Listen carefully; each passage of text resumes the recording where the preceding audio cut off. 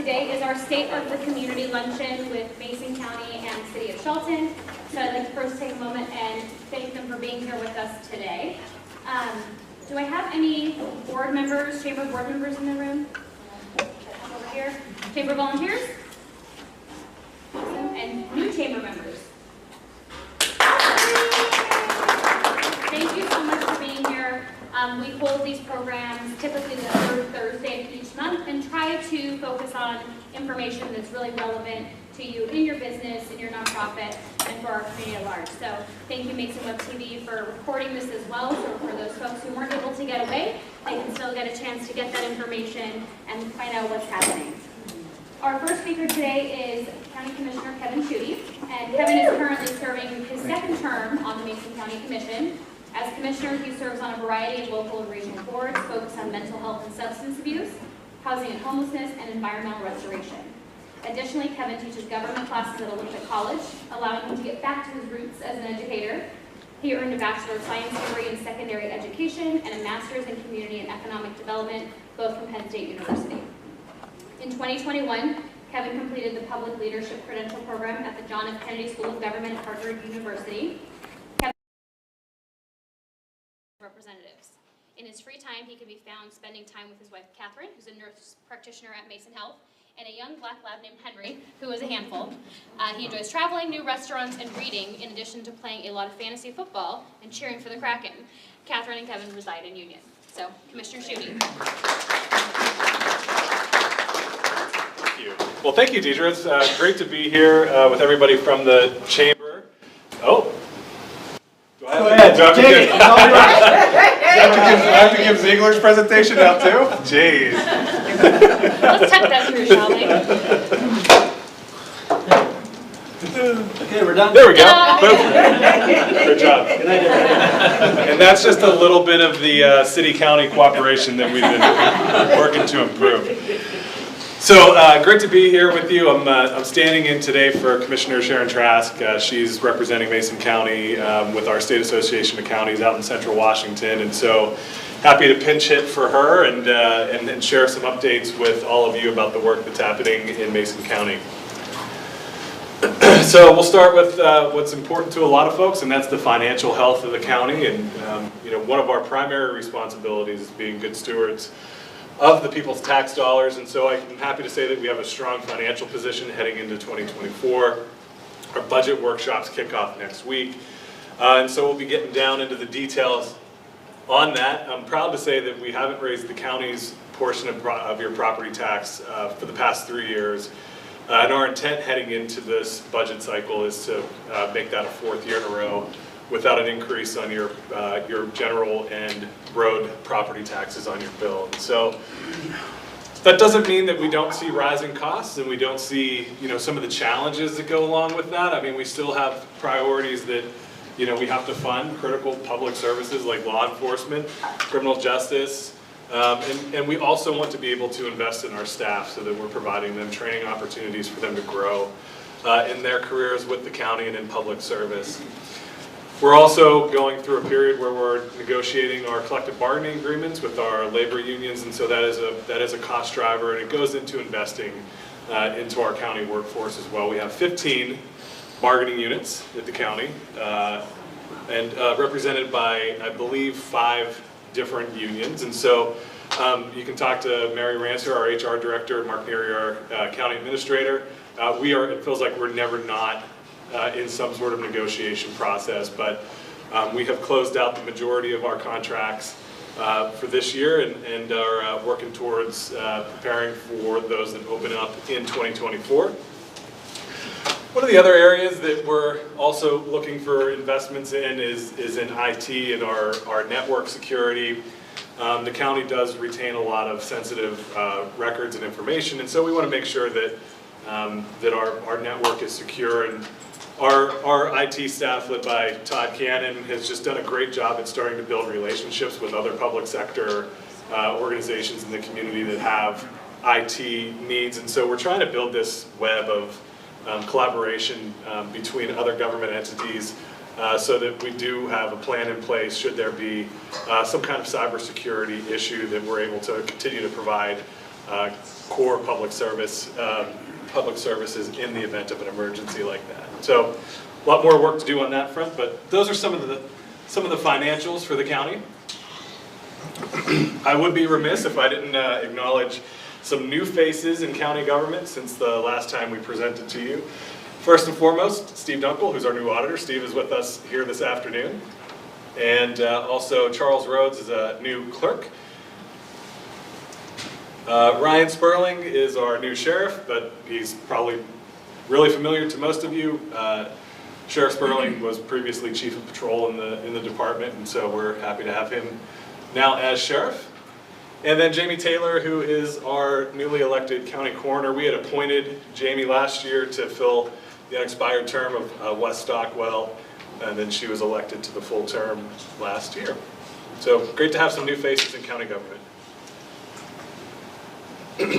So public safety remains, in my opinion, the paramount duty of local government. It's something that is on everybody's mind. We want to make sure that when we pick up the phone and call 911, there's somebody there to respond when we need them. And so one of the other issues that we see kind of connecting with public safety are issues of behavioral health, mental health crisis in the community. And so this summer, I'm proud to say that the Commission partnered with Olympic Health and Recovery Services to provide a co-responder program for our law enforcement officers, both in the county and partnering also with the city. This is about a $400,000 investment in providing this resource, and half of that is paid for by the county. The other half is actually billable to Medicaid. And so we're on the forefront of being able to build back to Medicaid for these services. It helps provide the resource, but also helps reduce the costs associated with it. And so we're just getting that program up and running. It started in August, and so we have some work to do to get that fully implemented. But this provides a 7-day-a-week additional resource to the law enforcement officers in the community, and so far it's working really well. We also received from the legislature $1 million to do another jail study. So this is a good indicator of how long you've been on the commission, how many jail studies you've been through, and this is now my second one. So I'm on pace for one a term. And so hopefully, though, this is an opportunity for us to really dive into the issues that we have with being able to house inmates in the jail, and also co-locating that with other services that are vital to addressing public safety concerns, like the mental health side of things, like detox, and those types of services. So thanks to our legislative delegation, we received this money, and we're going to be beginning the process of this study here this fall. And so I hope more information to come on that, but we're looking forward to working with all of our partners, including the city, on developing a plan for the future. The last time we did this, it was prior to COVID, and so there's, the whole world has sort of shifted in terms of kind of what we need. And so this is a good opportunity for us to refresh that earlier study. We have additional flexibility for law enforcement to contact individuals for public drug use. We're still working through some of that on the law enforcement side. Diversion still remains a priority for us, though. And so we have programs like law enforcement assisted diversion that help get people into treatment if incarceration isn't the right path for them.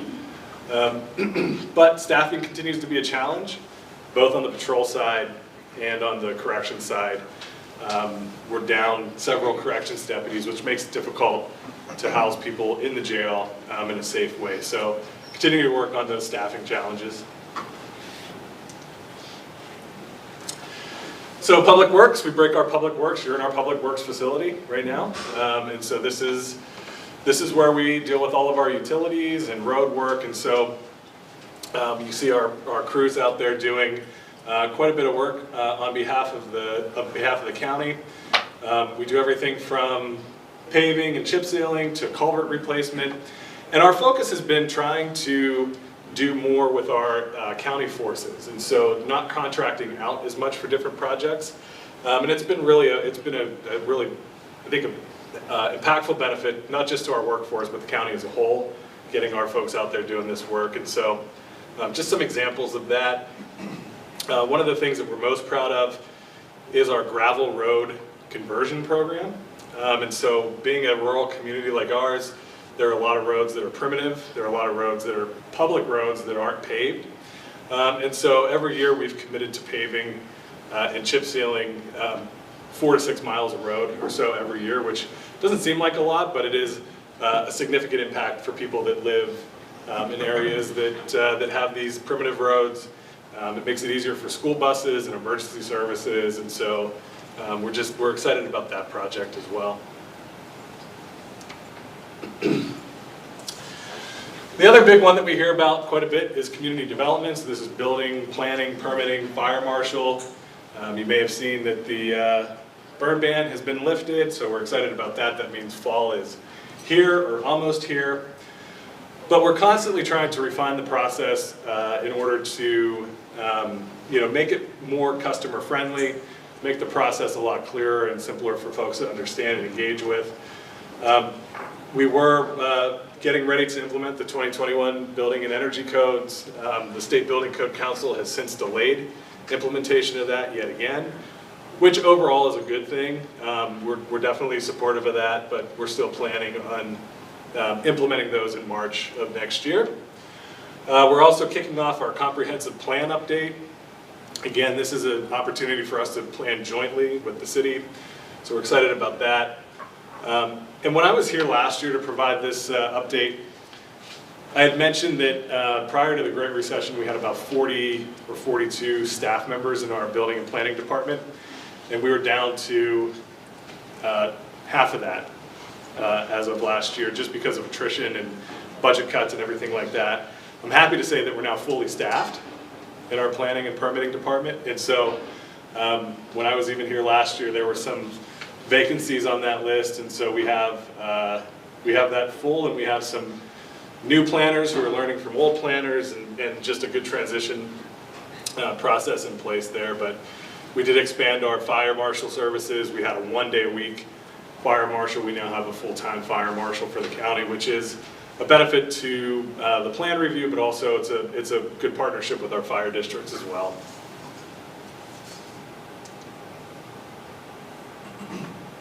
Public health is another main area that we're focused on at the county.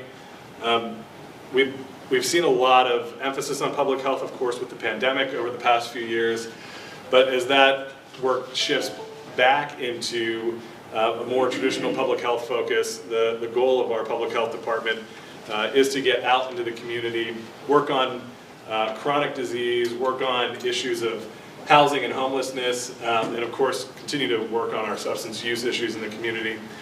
Unfortunately, Mason County leads the state per capita in fatal overdoses, and so we know that we have a lot of work to do in that regard. And so our public health team is really the tip of the spear, working with a lot of partners, both in the public safety sector, but also in the treatment and provider area as well, in order to try to stem the rising tide of fatal overdoses in Mason County. We're trying to get Narcan and some of those other resources out in the community as much as we can. There's a lot of debate and discussion about how to handle this kind of a crisis in a community. Sometimes we do get pushback on the Narcan, but my message is simply this: it's hard to get into recovery if you're dead. And so we need to make sure that we're giving people the tools that they need to save lives out in the community, so that we have a chance to get people into the rehabilitation services that they need. We did receive some state grant funding to begin mobile public health services, and so our team is working on an implementation plan for that to get us back out doing things like blood pressure checks and wound care, hepatitis C treatment and testing, different things along those lines. The goal is to get people, take care of them where they are, and then get them connected to longer term primary care for the future. Of course, we have our WSU Extension partnership, which is fantastic. They're doing everything from 4-H to Master Gardeners, which is our SNAP education program, Noxious Weed Board. A lot of great volunteer opportunities exist within WSU, so if you're interested in gardening, if you're interested in being on the noxious weed board, those opportunities are out there, and we just have a great partnership with Wazoo, and they're fantastic to work with, and you can see our campers out there at 4-H camp, and just everybody has a great time of getting out and taking advantage of the programming that they have to offer. So the big one that I kind of want to talk about today as well is our Ignite Mason Coalition. This is a coalition that was formed this year in order to apply for recompete funding, which is a significant federal Economic Development Administration grant that was essentially the brainchild of Congressman Derek Kilmer, our local congressman, championed by Senator Maria Cantwell.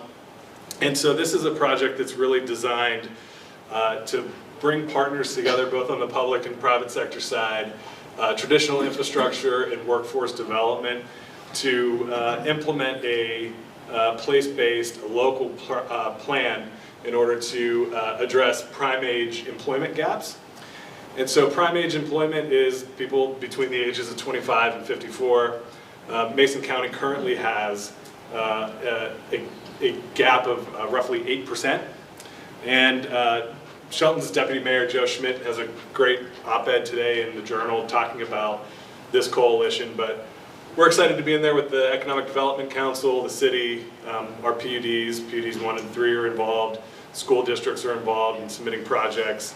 And both tribes have joined the coalition as well, both Squax and Skokomish. And so, you know, we're trying to have as broad-based an application as we can.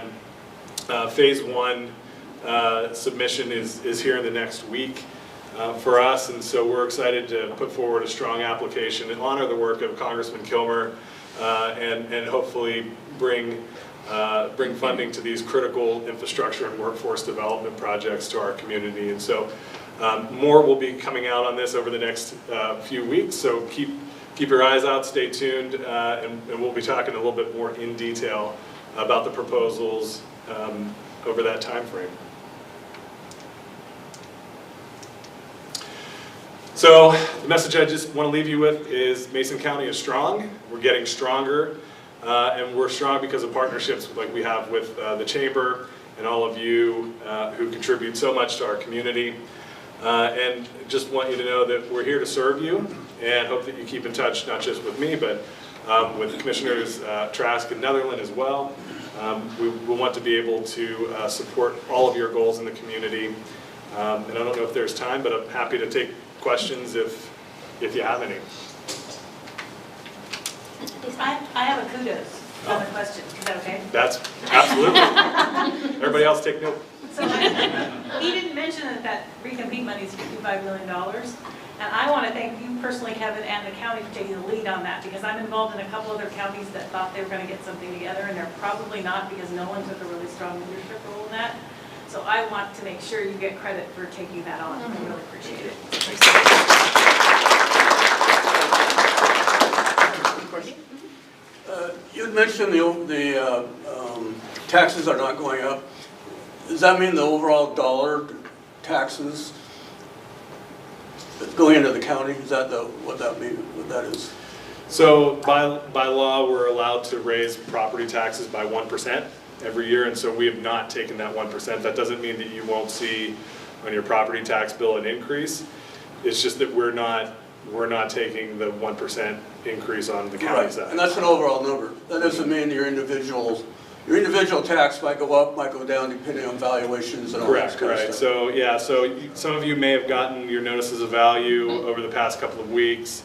I'm right there with you. This year I saw a 30% increase myself, and so I totally get that, but the majority of the tax increases are ones that are voted on by you. They're your levy increases, school and fire district, EMS, and that kind of thing. And we're not taking our 1%. But just because your valuation goes up does not necessarily mean your it's how your percentage increase is compared to everyone else's percentage increase. So I mean, even though your valuation goes up, doesn't mean your Yeah, and taxes are a really complicated piece, and there's a lot that goes into that formula. So if you have questions, please don't hesitate to reach out to the assessor's office.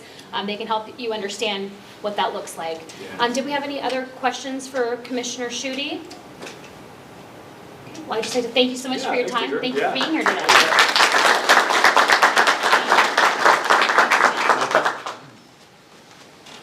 We're going to try this again, starting at the top. So,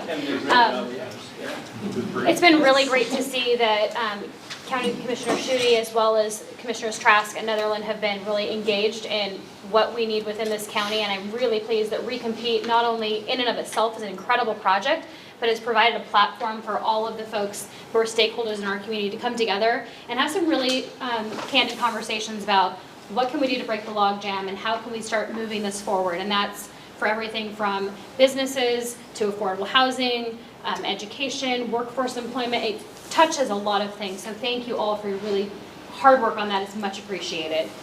At this time, I'm going to turn it over to Eric Onisko, who is our mayor for the city of Shelton. Eric has called Shelton home for the past 45 years, coming here in 1977. He grew up in a close family who owned and operated a TV and appliance store.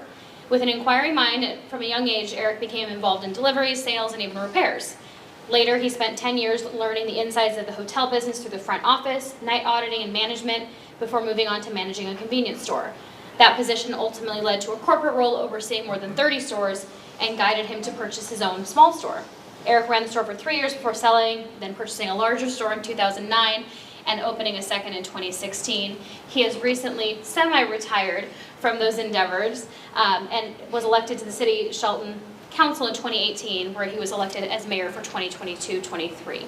He has 2 adult sons and an extended family with 6 grandchildren. Eric is joined today by new city manager, Mark Ziegler. So, Eric.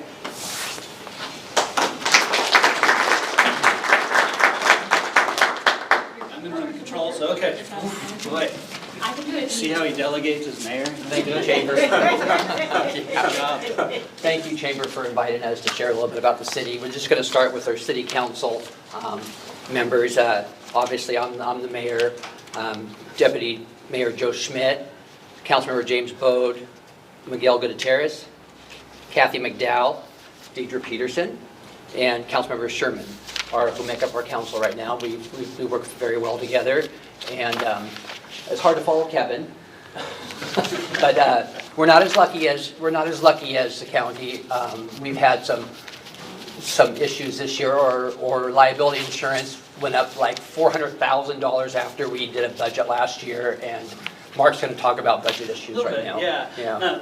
I do want to recognize the council. A couple kind of monumental achievements, not quite in my tenure here, which started in April 1st.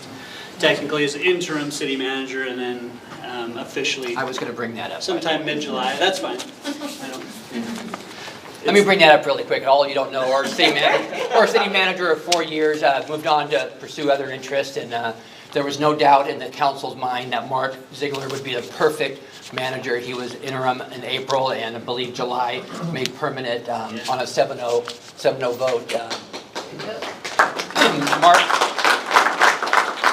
Mark has been with the city for 30 years in various roles with economic development in our parks department, and he's been through it all. And like I said, there was no doubt in our mind. He was the first name we came up with when we were told we were going to be losing a city manager, and we immediately said, Mark Ziegler, and here he is. Yeah. Thank you, Mark. I didn't have to move offices, right? So I guess it was the easy call. Yeah. Back to council, a couple, I think, monumental achievements.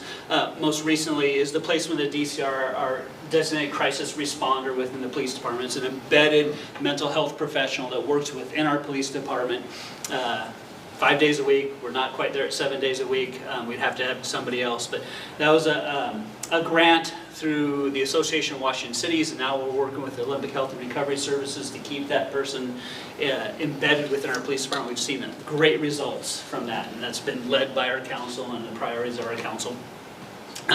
Most recently, might not affect all of you, but some of you that live in the city or do business in the city, and the street standards, the design and development standards for streets and sidewalks were recently adopted by the council. And this has been something I have noticed and dealt with for a number of years, depending on my roles.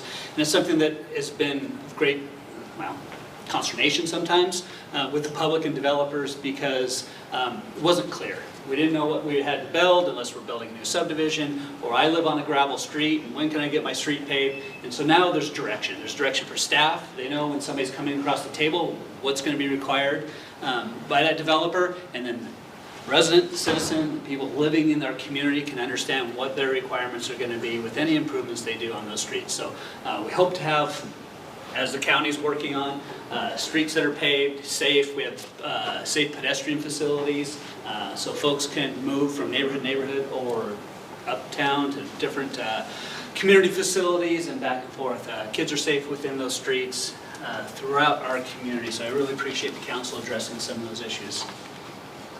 Eric, let me address this. Okay, so most recently in June, we addressed some budget, I guess, corrections. We kind of knew we were facing some difficulties with the budget, and so at the time, April 1st, when I took over the position, we dove into that. We didn't want to stretch that into the 2024 budget development. So at the beginning of, I'll go back. First and foremost, so we adopted that amended budget in the general fund. It's a budget of $40.8 million. That supports streets, police, municipal court, code enforcement, animal control. Let's see, that's the primary functions. We have special revenue funds, which are water and sewer, storm funds, and then capital funds that obviously perform capital project, capital improvements. Again, the general fund's $15.8 million. We addressed that mid-year to address some of the funding gaps that we had, and I think we've done a good job in firming that up for years to come and have a good plan moving forward with our finance department and committee. The general fund supports, like I said, the street fund to the tune of about $1.1 million each year for maintenance and operations of our streets and sidewalks. And then we are proactively into the 2024 budget and should see adoption in November of this year. But we're not only looking at 2024, but we're looking beyond. Like I said, we don't want to get to the point we're at in mid-year of this year where we had to make some budget reductions. So we're proactively looking at 25, 26, and 27 to make sure that we have a stable funding mechanism for our community. Brief breakdown of the budget. Again, general funds on top, about $15.8 million, total budget of $40 million. Aligning those ongoing expenses with expected revenues. The revenue stream is fairly flat in the city of Shelton. There's three major funding sources for the general fund, which is property taxes, business and occupation tax, and sales tax. So those are fairly consistent and common, but they don't necessarily keep up with expenditures. So our most common approach is addressing expenditures and reducing those. We did that by reducing 6 FTEs within the city. It hasn't gone without some pain and suffering, I guess. Some of the most of that's internal. We've distributed some of the functions internally through existing staff, but the one thing we have done is we've reduced some hours at the main customer service desk at the Civic Center. So on most common Fridays are closed in the afternoon from 1 o'clock on. So we've really tried to do a good job of communicating that to the community. We're still available and open. It's just that one customer service person needs a lunch hour, but also they've got all the utility bills that come in through mail and all of those processing tasks that they have. That's when they catch up on Friday afternoons, and so we reduced the walk-ups at that time. We've been undertaking a rate study, and the council just approved rates for our water and sewer systems. Again, it's truing up the cost of providing those services to our community with the revenues that are coming at the same time, providing for maintenance and operations of these systems, paying off debt service. That comes first and foremost. Our creditors want to be paid first. maintenance and operations, and then any capital improvements that are coming down the pike that we have in our water and sewer systems. First and foremost, as we're required and as we want to do, we want to provide clean, potable drinking water to our community, and then we want to safely treat wastewater and stormwater and discharge that appropriately.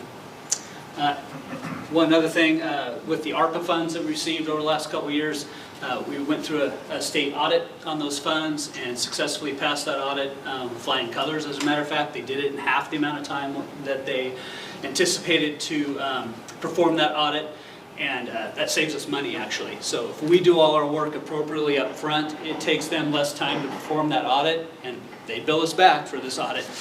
So they actually bill us for about half of what they anticipated to bill us, so we're quite happy with that. Want to talk about parks a little bit? Sure. Yeah. Here's some of our parks programs we have. We have our traffic box wraps, and they're also supported by, I didn't write that down. Yeah, so this year we installed 4 new traffic Yeah. box wraps in the city of Shelton. The Shelton Arts Commission managed the project, which is a volunteer committee that serves the city of Shelton. Shelton Rotary, the Martha Reed Foundation, and the Peninsula Art Association sponsored the wraps. So we see a lot less graffiti when these are in place. It also adds, a little bit of art to our community and interest to some otherwise fairly ugly infrastructure that's around town. So we've got a couple more. Actually, a couple of these were state boxes they allow us to place the wraps on as well, so we appreciate that partnership. We've also developed some partnerships with the Shelton Rotary Club for our Huff and Puff Trail, Shelton Youth Connection for the Adopt a Park program, and we're hoping to get more to kind of help us with the parks. And great partnerships with some of our service clubs and organizations in our community that adopt the parks. They regularly go out and clean up litter or police the facilities, and we recognize them with the sign at the entrance or somewhere prominently within the park. They get some of the service, credit or work that they perform through their organization, and the community sees the benefit of that at the same time. So we're really happy to promote this program and build future relationships with other organizations. Yep. And this year we started our second annual Movies at the Park, which has been very successful. I'd say between 80 and 150 people show up to every movie on a Friday. This year we decided to see if we could get sponsors per movie, and we did. We got Sierra Pacific sponsored a movie, Peninsula Credit Union sponsored a movie, I sponsored a movie, and OCCU sponsored a movie as well. And it's been very successful. People really love it. They thank us on their way out. I've gone to every movie and left with staff around 11:30, midnight, after we get that air out of that blow-up tent. But it's been a very successful program, and we do a lot of things like that. We don't have a lot of things in here, but we do have very many things we got for kids. We didn't put that in here, but we have soccer and cheer camp and our youth basketball league is coming up. basketball. Yoga's going on now. Yeah. Actually, summer softball league. We have a great recreation coordinator that provides programs year-round throughout the community, and also staffs our arts commission and manages our maintenance department. We'll talk about movies in the park. It's a great way to activate our parks, right? We want people to use our facilities, use our parks for the right purposes, especially when it's dark. We're bringing people down there for the right reason, putting up a movie screen, showing a movie, and there's all kinds of positive activity going on to negate some of that negative activity that could happen, particularly during those hours. So any chance we get to activate a park, some of you might be familiar with the summer lunch program, right? Jim Morrell, I think, championed that. It's a great way to activate our parks, get people to use our facilities. They're not scary places. They're places that are for the entire public, and we need to activate those. We need to use those and use those for the right reasons, and it tends to push some of the negative activity out of those areas.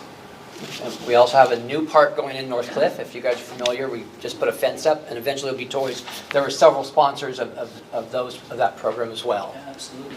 Yeah, our Parks, Recreation, Open Space, and Trails Plan, top 3 priorities have been water access, trails, and development of neighborhood parks. This is up on the top graphic you see there. Terrace Sites is just to the northeast of this area, so it fronts North Cliff Road. This will be a play structure that'll be placed hopefully in October. We're hoping to get delivery sometime mid-October. It'll be placed, and then we'll have some future developments to add years to come. But this will be an addition of a neighborhood park in the area of town that does not have one. We've had this property since the late 70s Terrace Heights was first platted, so we're really happy to be able to make some improvements here and add a recreational amenity. Again, neighborhood park, no parking, no restrooms. It's meant for walking distance within a half-mile service radius. You visit the park in the evening, afternoon, before it gets dark, or quick trips on a Saturday, but hopefully it engages those neighborhoods and neighbors too, right? They get to know each other by visiting the playground and participating in the same recreational activities. A few notable projects that we've completed most recently. Top left, Western Gateway project. I need to get the numbers so I see it, but this was out west side of town from the city limits into 8th Street, Brockdale Road, top right from Wallace Nealon, Johns Prairie intersection out to Iden Lake Road. The Civic Center parking lot, many are familiar with that. It's been a project that's been in the works for some time, and it's finally completed. We got the fence around partial area of the pickleball court and basketball court, so it's a little safer, I think, for those that are using it, not running out in the street to get the ball. You might, if you're a bad shot, it might still end up in the street, but at least you're not out. At least you're not out chasing it. You have to go around the fence. And then our C Street landfill. Boy, don't ever have a landfill, right, Kevin? The Western Gateway project in the middle, a little before and after. This was a $3.3 million project, $760,000 through TIB grant, State Transportation Improvement Board, and then $1.3 million of ARPA funds were put into this for the water main extension and improvements. Great improvement, added pedestrian facilities and sidewalks to that area of town that does not have them. A bus stop out at near Pacific Court at 12th. And then obviously new asphalt pavement, and then new water infrastructure that was aging in that area of town. Yep. We found what, 3-foot wood pipes. Wood stay pipes, yeah. Down there on. Yeah. Wow. Yeah. There was I think out when the dam was on Goldsboro Creek, it brought water into the mill site. Brockdale, this is a paving project, just over $329,000. Received a STIP grant in partnership with the county, so another valuable partnership, as Kevin mentioned earlier, that the city and the county have working together. Repaved this section of road that's a great improvement. You see the top and the potholes up there, and now we've got a nice surface to drive on, heading out to Island Lake. C Street landfill, again, an old landfill, was never closed properly with Department of Ecology. So it's kind of languished over the years. We finally have a closure. The top picture is when they're excavating. So they had to dig out garbage, sometimes 40 feet deep, move it, cap it with an appropriate material, membrane, and then fence it, and then that's hydroseed you see on the bottom of the top of that. So they're digging out garbage that has been there 50 years, 60 years, or something like that. Car bumpers and things like that. A lot of it less unrecognizable. Moved to an area that's now going to be capped, and it's in perpetuity. But we have to monitor that with groundwater monitoring. That total cost was almost $3.5 million. Big project. We did have about $2.8 million of funding from the State Department of Ecology. The rest came from the residuals of our solid waste fund when the city had solid waste utility. A couple other things in Public Works. Really pleased to institute an EAM, Enterprise Asset Management Program. This hasn't been done before, so this manages essentially all of our assets in the community. We're focusing on Public Works right now, so it's water meters, it's stop signs, it's catch basins, it's any of that infrastructure that might be in the community, in the streets. So eventually it'll be, park benches and street trees and everything like that. So we can maintain and monitor that.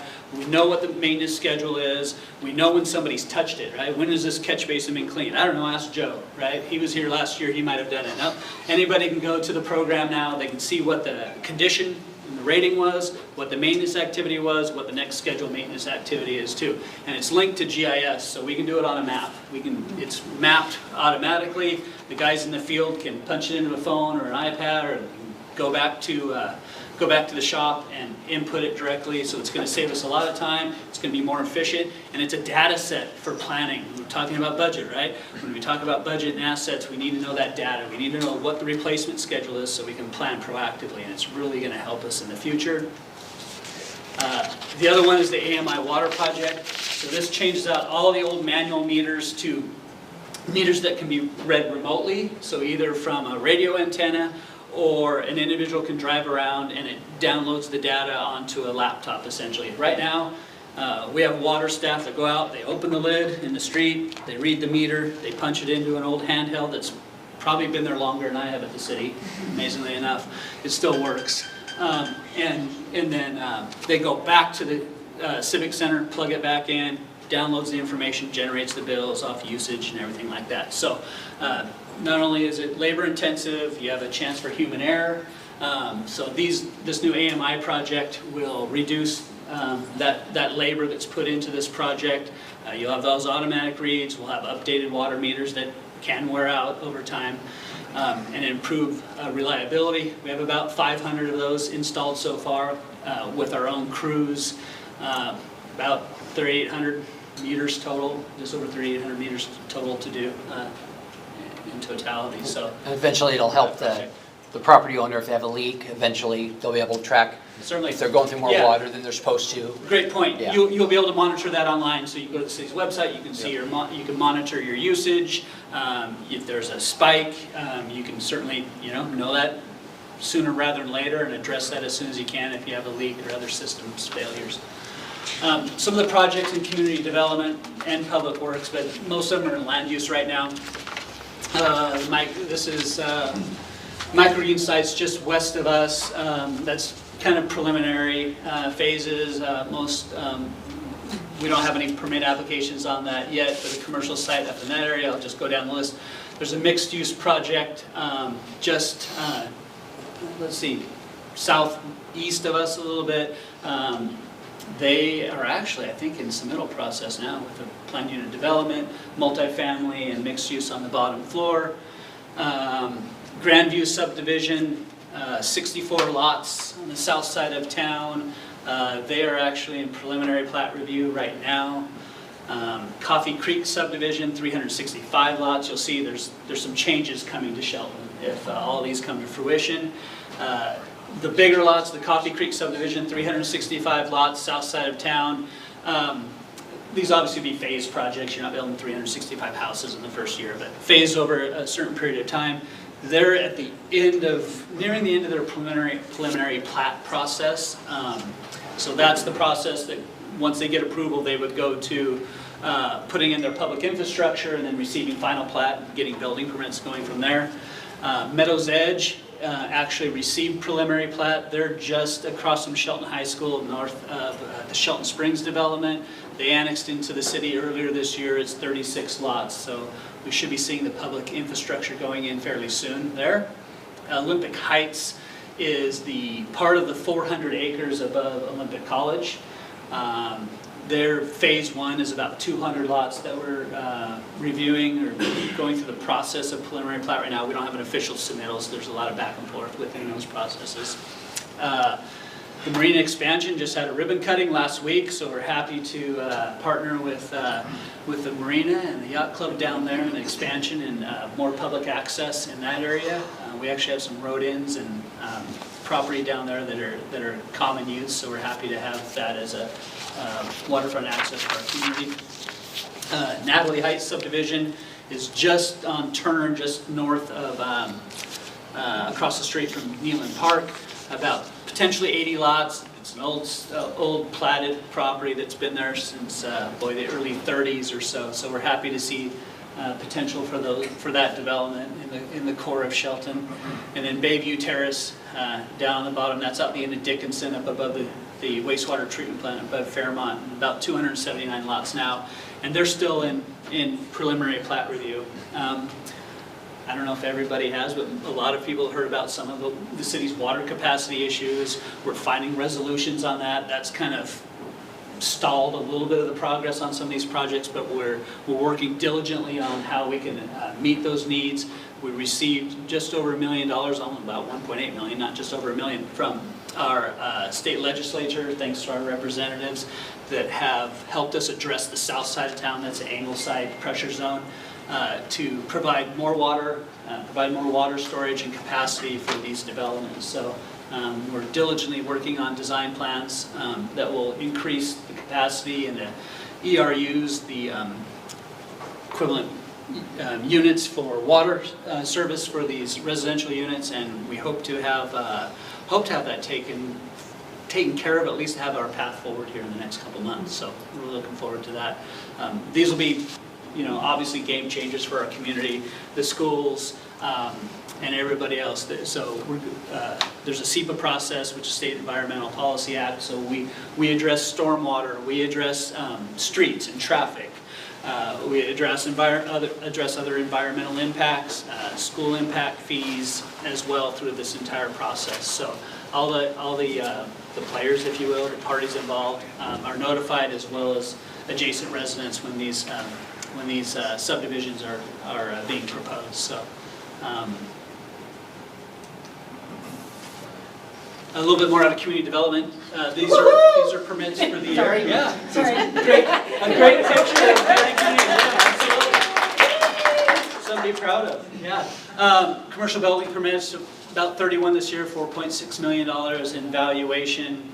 62 permits on the residential side. Total permits about 292. So that's anything from replacing a hot water heater to building a veterans village, right? Our police department, we've added 3 new police officers recently. We're still down 1 in patrol right now from 17. And then with the retirement of Police Chief Beeson at the beginning of November, we'll have another opening there. Commissioner Shutty mentioned the difficulty in filling some of those staff positions. We don't see the lateral positions come over. We're hiring people that are new, off the street, entry level is what you call them. So when they come in as entry level, they have to go through the academy, which is about a 6-month process, and then they have typically 3 or 4 months in field training. So when we hire a new officer, we're not looking at somebody on the streets by themselves, actually performing their functions until almost a year after they're hired. So it certainly is a bit of a burden, but we're proactively recruiting individuals that want to serve this community and have the ability to do that to meet our police department standards. We've promoted 2 individuals, James Belleville and Mike Gettle, to detectives, and Hector Diaz to a sergeant position. And as I mentioned, Chief Beeson's retiring in November. Chris Kostad, a member of our department for 18 years, certainly serves as captain, has been appointed, named the replacement for Chief Beeson. We're really excited to have him in our department, continue leading that department.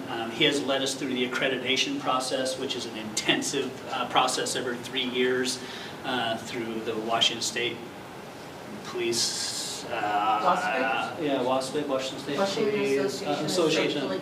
And Chiefs, yeah, there you go. Thank you. Yeah, so very arduous process from an exhaust vent they come and look at our facility as well, an exhaust vent that wasn't working in the evidence room. So, and that could lead you to not receiving your accreditation. So we're looking forward to receiving that accreditation in November. It helps with our insurance premiums as well. And then Dan Patton, a current sergeant who just graduated from the FBI Academy over in DC, will be moving up to the captain role. There's a calls for service. We're on track to probably beat 2022. Reports taken and arrests. Some future projects to wrap this up. As the county is going through the comprehensive plan update process, we are too. We're pleased to partner with the county on that. That joint planning activity will save us some money, both entities, but also coordinate the joint planning policies, the countywide planning policies as well. So really pleased that we have that ability to work together. We're staging for a funding request for replacement of the asphalt on Olympic Highway North with a 2025 goal. We believe we have the ability to receive that funding. We've recently hired a new code enforcement officer after the 2 code enforcement officers / animal control officers left the city. We're finding some great results there. We have some big ticket items to address, and we're happy to have that position filled. Railroad track crossing removal. So the former Simpson Railroad track at First, 7th Street, and then out at Holbert near Miles Sand and Gravel. We have grant funds to remove those, makes a smoother ride, less transition through there, more consistent. We have a couple safe routes to schools projects that safe crossings at the Huff and Buff Trail in the high school. There's one at Franklin Street to Evergreen Elementary School as well. I mentioned Angleside Reservoir improvements. We have preliminary design right now for intersections at Wallace and Spring Road and Wallace 13th, what is that, Brockdale, Johns Prairie, wow, 4 different roads at that intersection. So preliminary design work there to see what warrants improvements there. Is it a roundabout? Is it light improvements? Is it lane reconfiguration? Whatever that is, and that's a state TIB grant as well. I mentioned the AMI project, and then one big project that's going out to bid probably the end of this month is from well 1 up near the high school to the high school tank, which is out at the end of Birch Street, right above the library. That is a gravity, 24-inch steel gravity water line, and it's susceptible to some contamination and other failures. So we're going to sleeve that with a 12-inch water line that'll pressurize that line, so it'll really add to the reliability and safety of that water system, and help to actually fill the tank, the high school tank too. So that's an important project that we'll be seeing that work done along North 13th Street here in the near future, and I think that wraps us up. Deidre? Yeah. Thank you so much, gentlemen. Do we have any questions for Mayor Onisko or City Manager Ziegler? 2 questions in regards to the development picture that you showed with the different pieces that are in progress. One, as you're installing all of that to help with stormwater and water, will you be starting to implement low-impact development techniques such as purple pipe for stormwater? And then the second question is, with those housing developments, are any of those going to be utilizing tax credits to help make some of them more affordable because of the economic diversity of our community? At this point, no, but it's, No. Sorry. The tax credits, no, not that we're aware of at this point. They certainly could still, right? They haven't started building up. This is the public infrastructure. So they're just going through the plats, actually developing the lots, and then putting in the public infrastructure. So the sewer, the streets, the storm. Purple pipe for reclaimed water is not available on the south side of town because our main treatment plant out on Fairmont does not produce reclaimed water. It discharges directly into Oakland Bay. The satellite plant here, just south of the port, does produce reclaimed water, and we have a reclaimed pipe out to this area on the highway here, so that is an availability.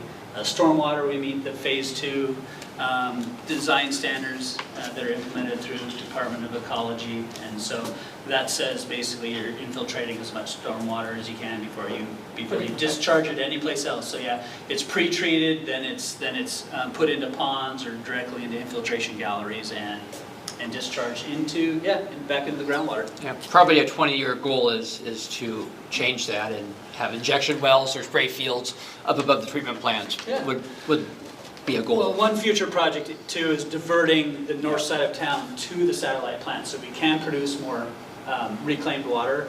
It's a more efficient plant, and it takes the burden off the main plant and reduces the discharge into Oakland Bay. That's kind of a longer range project that didn't quite fit the program today, but yeah, it's on our radar. Thank you. Any other questions? Randy? You had mentioned part of the water and sewer rates were to retire debt. Is that water and sewer debt, or is it more of a general debt? Specific to water and sewer.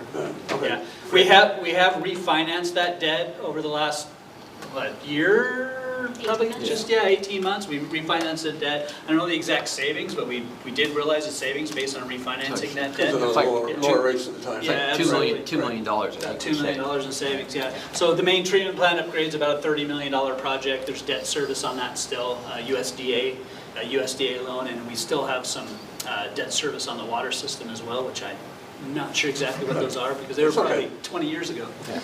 Got it, thank you. Mark, can you share how long it will be before we get the water treatment plant paid off? We'll all be gone. We'll all be gone. I don't know if I can. Okay. I apologize. I'm not sure what the debt service retirement is on that. I'm trying to think. I should know that, but I don't off the top of my head today. We'll look back at the FCS study later. Yeah, but- absolutely. but, thank you everyone for being here today. Thank you, Mayor Onisko and City Manager. So as you all can see, there is quite a lot happening in our community and we're seeing some growth. And so it's nice to see that our county and city are working together to do that in a way that is a community by design rather than by default. So we're always working with our Government Affairs Committee and our community stakeholders to keep an eye to what's new and what's next and how can we help navigate this community in the place where we want to see it to make sure that it is safe, it's good for business, we have economic drivers, we have a community that's supportive of that. And so I want to thank you all for taking time today. If you do have questions, by all means, don't hesitate to reach out to any of your elected officials or the professional staff that serve you as business members, as community members. I did also want to make a plug that MACECOM, which is the 911 dispatch for both the county and the city, are in an effort right now to update their records. So if you have a property that would call 911 and be serviced by Mason County Sheriff or by the City Police Department, please take a moment to update your contact information so that when there is something that happens, they know who to reach out to. It's a very simple form. You go to the chamber website, masonchamber.com/MACECOM. You can do it on your phones or see Katie before you leave. It takes just a few minutes. It lets them know if something happens, who do they call. If they don't reach you, then who do they call to make sure that we're taking care of each other. Did want to mention a few upcoming events. Next Tuesday, September 26th, we will be hosting a Grow with Google live stream. They'll be talking about using Google AI specifically to boost your small business and what that looks like. The registration information, again, is on our website. You do it from the comfort of your own computer, and we'll be getting some notes out of that to share with folks if they can't make that, but that's Tuesday at 9 a.m. We will be hosting a candidate forum on Thursday, October 12th at Olympic Middle School for the city council positions as well as the port commissions that are currently on the ballot. As you may know, the chamber does not do a candidate forum for all positions. We focus specifically on those that are policy making, that affect business policy within the community. So we'll have more coming out on that soon as well. And then just save the date that October 27th is the Halloween Spooktacular downtown on Railroad. We're partnering again with the downtown merchants to have that community event. So if you'd like any information on those or other upcoming activities, please feel free to call our office, pop in and see us, or talk with Katie and I, and we'll get you taken care of. Otherwise, thank you so much for joining us for lunch today, and have a great rest of your afternoon. Thank you.